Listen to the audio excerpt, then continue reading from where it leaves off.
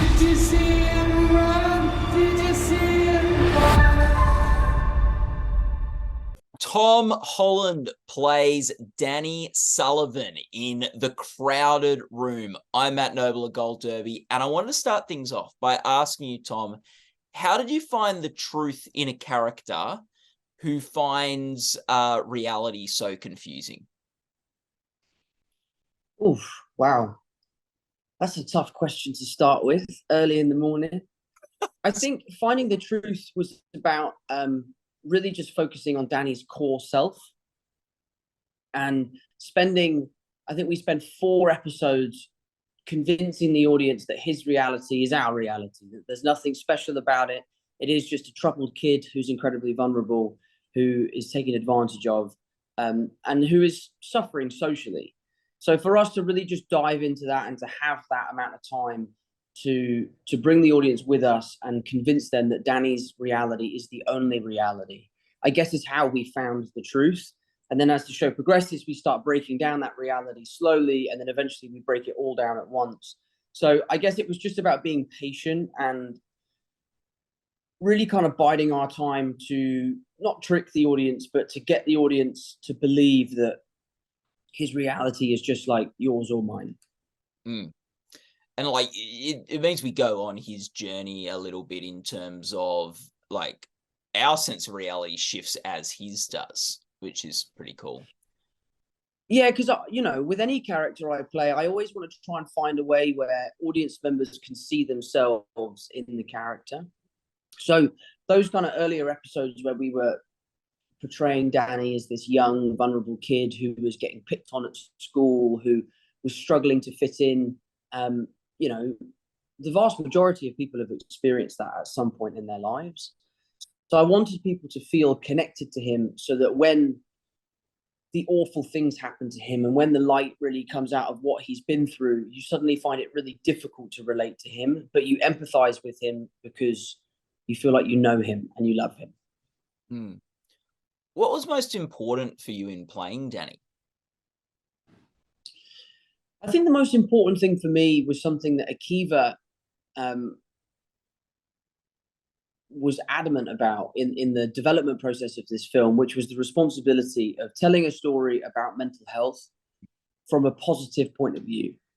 A film or a show that represents millions of people around the world that are unheard, and to also serve as an education to people like myself who had no idea the powers of the human mind and what we can do to protect ourselves, sometimes for good or for bad.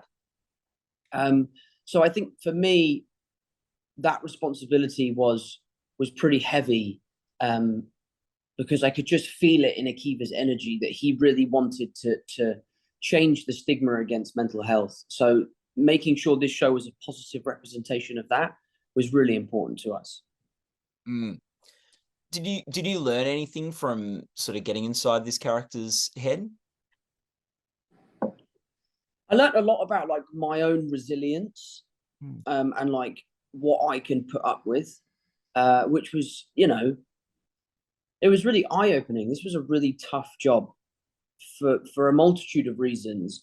Obviously, the subject matter was really difficult, that portraying the character was really difficult, but then just the on-set life was really tough. Shooting in New York, it's 10 episodes, it's 4 directors, it's, moving around the city, and it was COVID, it was tough. And there were times where I felt like I was going to crack, but I didn't. I managed to sort of keep my head on. I stayed focused, and when there were problems, we solved them. We didn't kind of dwell in them. And I just really learned that I am far more resilient than I might have thought going into this project. Yeah. Can you think of a moment of resilience that you had in shooting? I can, but I don't think I can share them because they're I can't share those. That I'm a producer now, I guess, and I have an obligation to the people that might have been creating those problems to keep those problems to myself. That's fair. That's very fair. Like, as an actor, you like have the job of inhabiting different roles and different characters. Right. Like obviously Danny has different personalities that he inhabits throughout the film, as the series as well. So was that sort of that you've been an actor and you've played different characters, was that helpful, or is that a bit of a hindrance because it was like sort of similar but not the same? So we thought of approaching it that way in our prep stage. We were kind of thinking about how do we portray these other characters. Portraying Danny was the easy part. Like that was just a character that we developed and he was our truth. And, you know, I was going to find that relatively easy.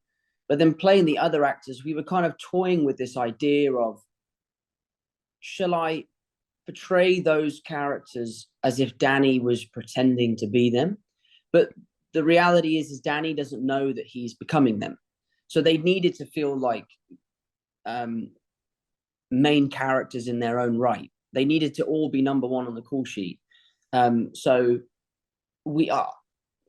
Was it a hindrance? No. I was able to switch off, but pretending to act as them, as Danny, I guess, was something that we very quickly realized wouldn't work. Yeah. Did any like, with all this different stuff going on in Danny, did any sort of Tom creep in? Did any of you creep into this performance?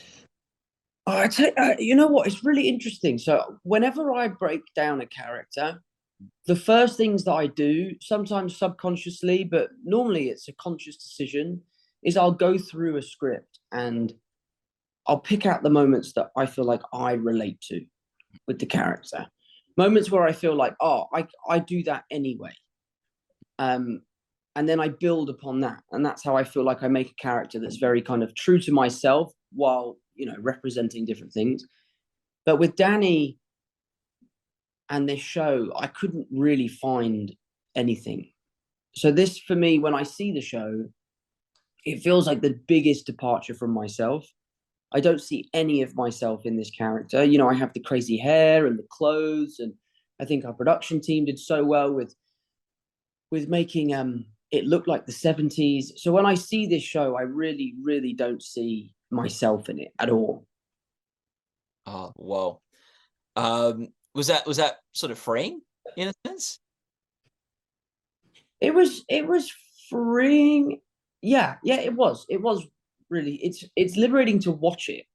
It's quite scary when you're doing it, because when you're portraying a character that you can really relate to or that you feel like you have a lot in common with, it almost feels like you're kind of portraying a friend, whereas Danny felt like a real stranger. I feel like I didn't know him at all. So it felt quite unnerving at times. But I had a great friend of mine, Ben Perkins, who's my acting coach. He was with me on this project. He comes with me on the jobs where I really feel like I'm going to need the support. And he came with me, and he was a lifesaver. We got through it together. In the series, Danny's first scene with Raya, she lets him know that she's here to help. And there's a bit of a pause before you say okay. And so much of this series is the idea of trust.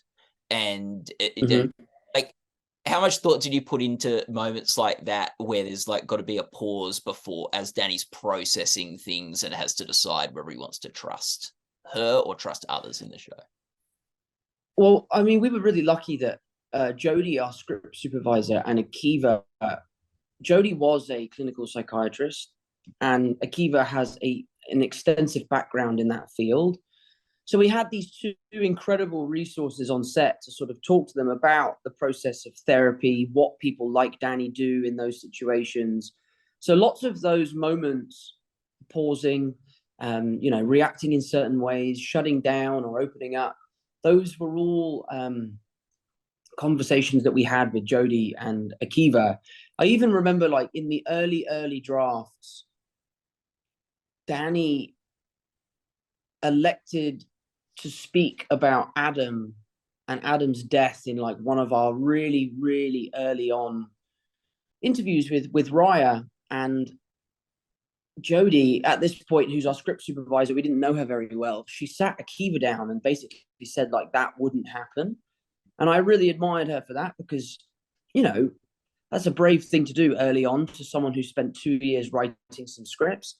And to testament to Akiva's character is he listened to her and he knew she was right and he changed the narrative. And I think it worked so much better the way Jodie wanted it to.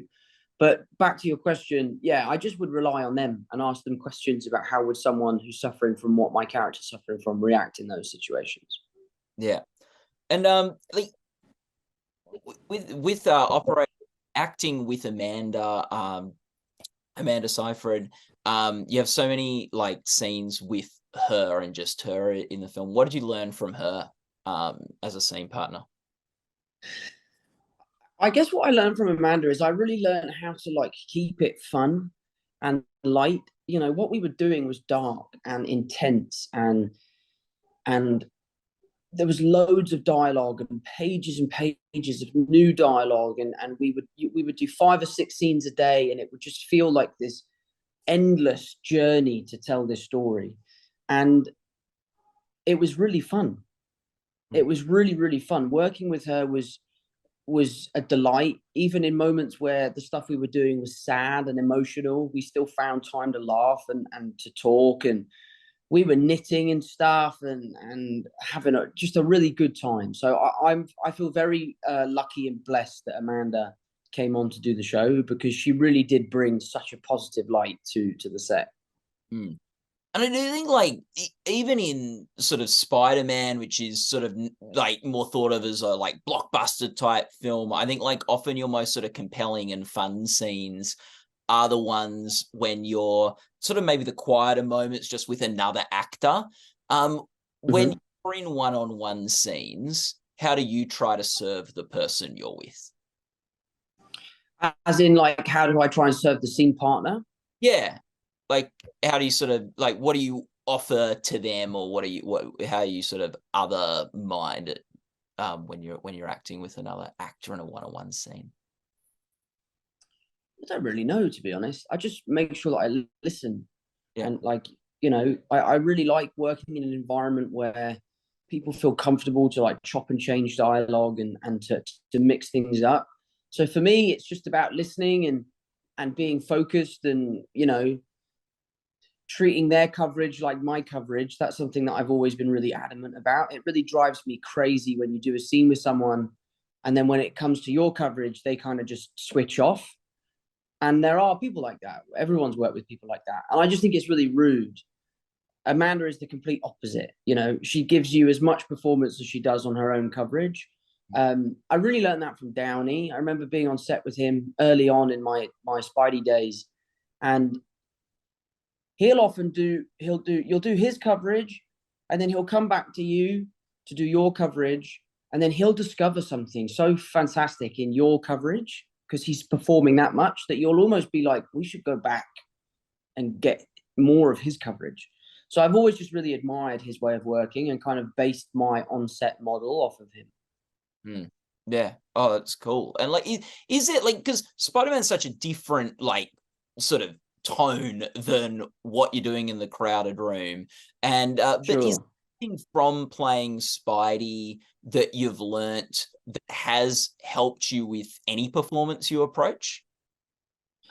Yeah, I think the thing that I've really taken from the whole Spider-Man experience is the ability to commit to questionable physicality.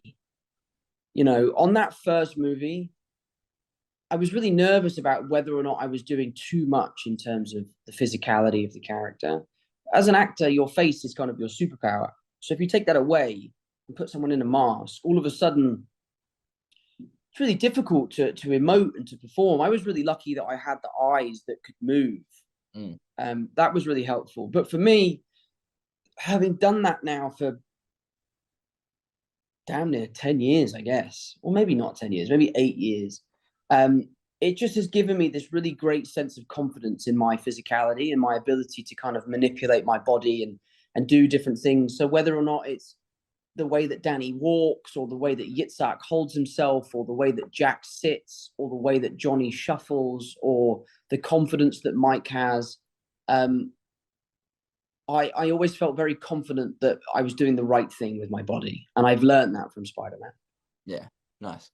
Tom, was there a moment when you knew you wanted to act? Yeah, I guess there was. It was never something I wanted to do. You know, it wasn't like I was one of those young kids that's just yearning to be famous. I just used to love performing. I loved dancing. I loved being creative. You know, the dance class I would go to on a Saturday, I think it was. My favorite part of the class was when the teacher would finish the choreo and then say, right, now you get to do your own choreo.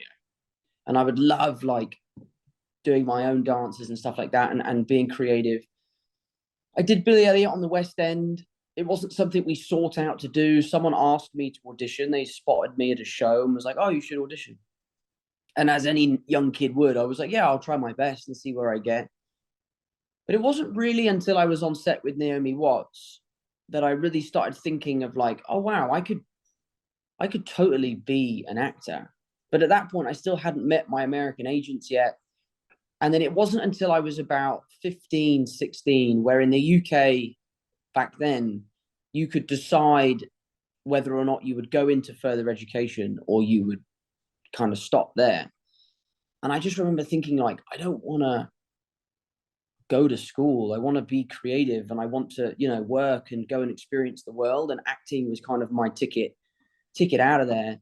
So it was more something that was a hobby that became a living, you know, and I loved it. I love it today. And I really think I have the best job in the world, but it found me. I really didn't go out looking for it. What makes it the best job in the world?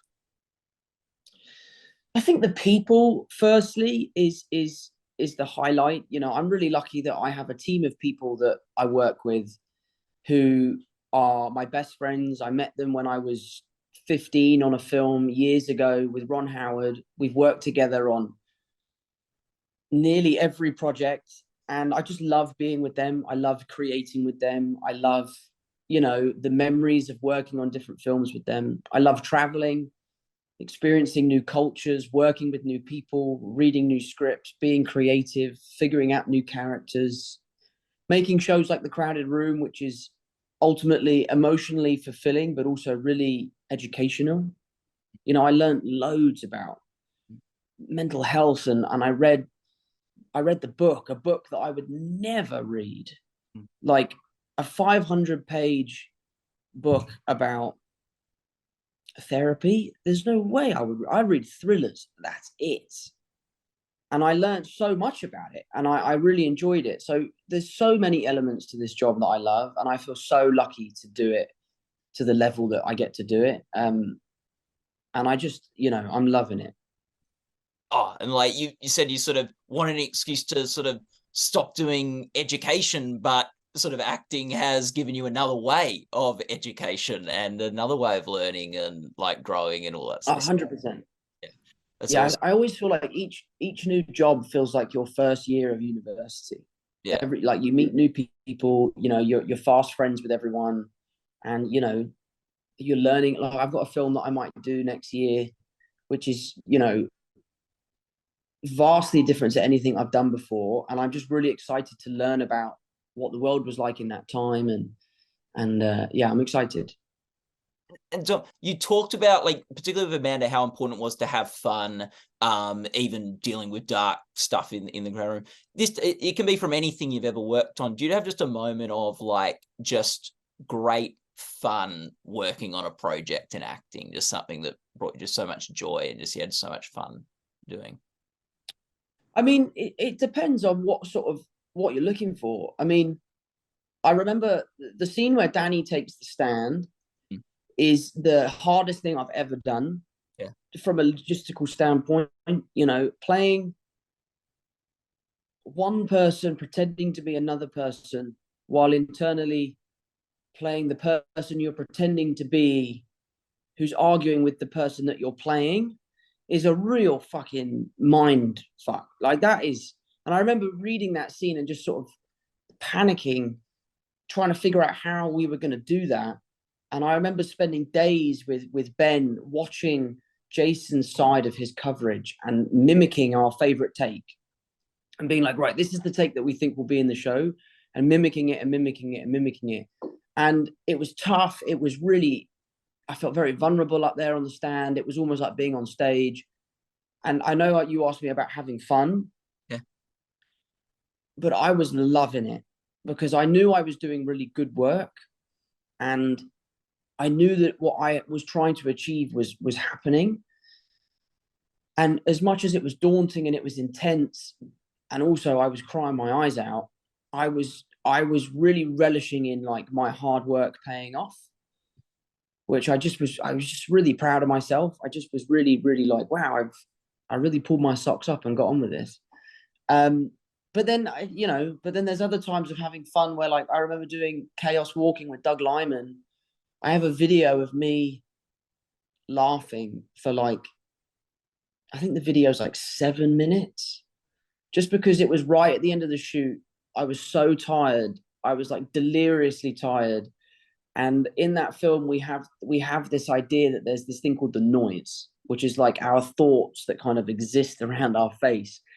And I guess I was supposed to be asleep in this scene or something. And Doug wanted me to like interact with the noise, but I thought he meant like as someone who was asleep, like moving around in their sleep. So I was doing all these like grunts and stuff. And he remember him saying over a microphone, like, wake up, Tom, you're not supposed to be asleep. And I don't know what it was about it, but it just tickled me in a way where I could not stop laughing. And they just let the camera roll. And there's moments like that where it's nothing to do with the creative and everything to do with just having fun with mates on set. Oh, well, Tom, it's so cool seeing you on a television. As a big fan of TV, it's so cool to see you take on a TV show and see you develop a character over 10 years. So that was really cool. All the best of luck with the upcoming Screen Actors Guild Awards, Golden Globes for the Thank you. We've got the Primetime Emmys, like in quite a way off, but you'll be eligible for that as well with this work. So all the best for that. People watching this interview can go to derby.com to follow the awards coverage there. And Tom, just thanks so much for chatting. This was such a lovely conversation. Yeah, thank you for waking up so early. And thanks for taking the time. I really enjoyed it.